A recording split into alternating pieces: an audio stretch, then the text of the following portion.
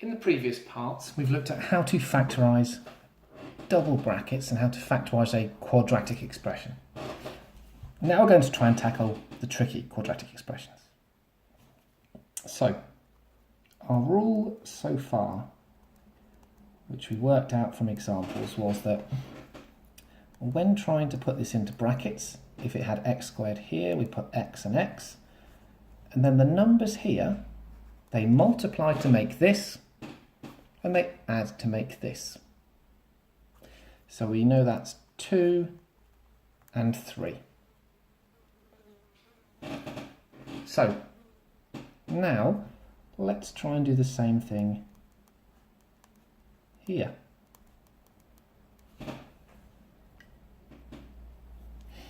So, first off, if I try and put x and x here, I know I'm not going to get 2x squared. So I'm going to put 2x in the first bracket and x in here.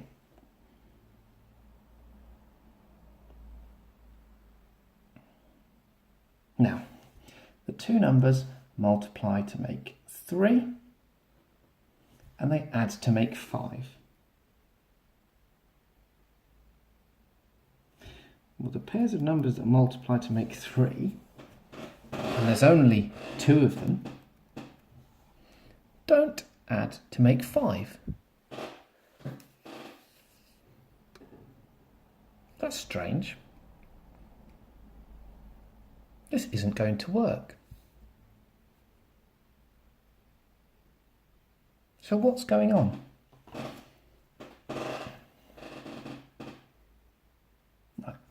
Let's take this and draw it out in our grid and see if we can work out what's going wrong. Now I'm choosing the grid method here, but you can use any method to show this.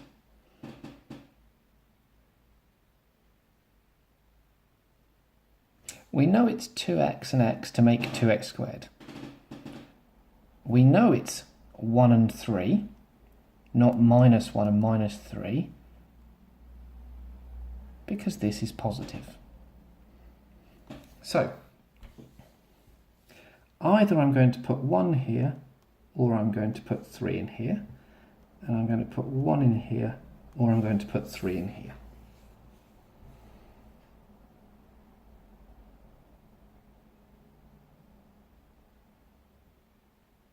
Which way round shall I do it? Well, let's first off look at what happens if I make it 3 here and 1 here. X times 2x gives me 2x squared.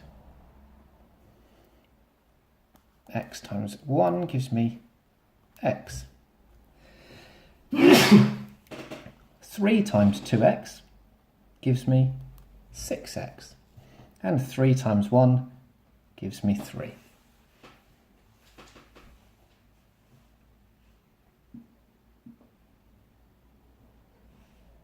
Which bits did I want and which bits have not come out right? Well, 2x squared is good. 3 is good. And we know this because we know the 4 parts that go into the brackets are these. Has it worked though?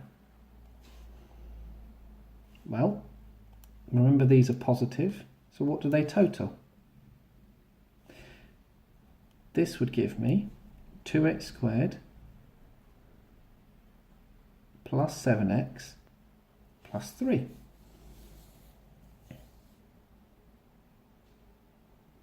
So what I'm trying to do here hasn't worked with 3 here and 1 here. Let's try it the other way around now and see if that has more luck.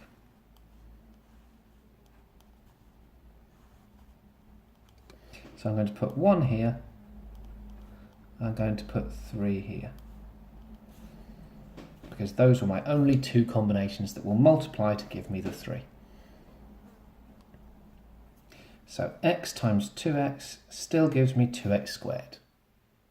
1 times 3 still gives me my 3. Now the question is, am I going to make my 5x? 1 times 2x is 2x. 3 times x is 3x. There's my 5x.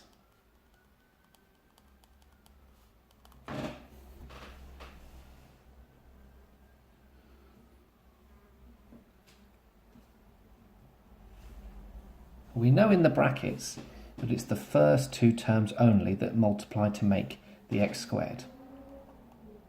We know it's only the two number terms that multiply to make the number. So it's this middle term that's tricky. And what the example here shows so far is that one of the key things to consider here is which way round do the 1 and 3 go? And we've just worked out it goes like this. Now, 1 add 3 doesn't make 5, so our rule from before has been broken. Or rather, our rule was true, but it fails to work when this is greater than x squared. And here's why. When we put a 2 in the bracket, the 1 was multiplied by the 2x. So 1 and 3 do add to make 4, but the results here add to make something larger, because one of them is times by 2x.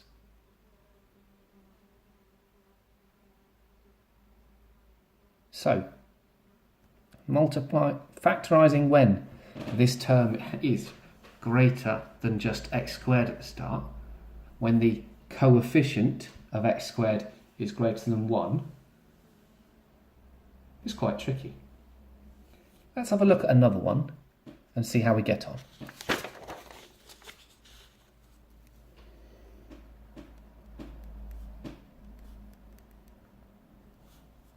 You'll notice from the way I'm writing it that even my brain sets them up in a certain fashion.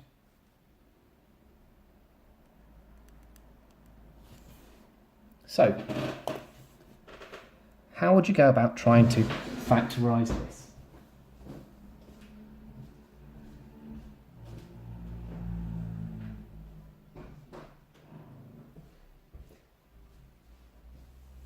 Hopefully the first thing you've thought about is that the brackets will contain a 3x and an x.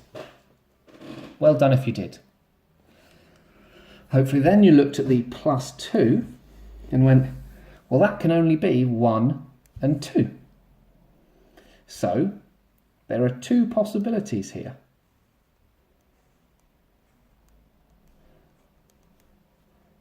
We know it's 3x and x, and it's either 1 or it's 2.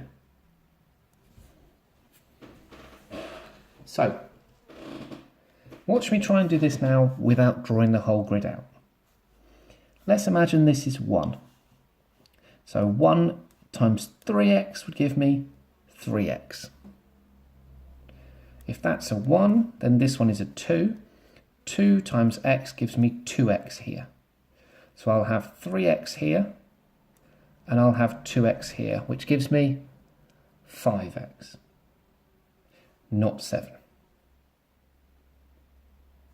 So let's try the other one. In fact, let's draw a line through here to show both. So if it's a 1, that's 3x, which would make this one a 2, which makes it 2x. So there's my 5x I just described. Now, 2 times 3x, if it's the other way around, gives me 6x here. Then 1 times x gives me x here. Well, that's 7x. And we know we're going to get 2, and we know we're going to get 3x squared. So we found the combination. It's x and 2. 3x and 1.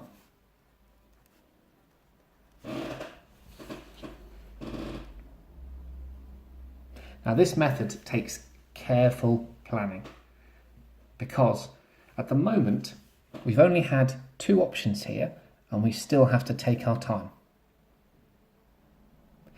What would happen if this number was something more complicated, like plus 8?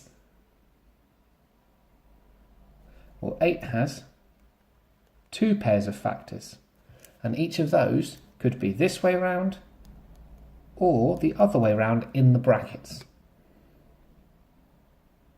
What happens if the start is 4x squared, for example? Now we've got 4x and x, and we've got 2x and 2x. So the number of combinations will grow rapidly. Let's look at a very extreme case.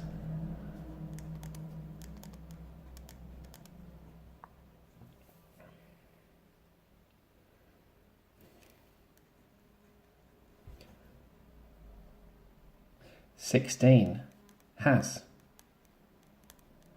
3 combinations for it. 24, and remember these can go either way round in the brackets,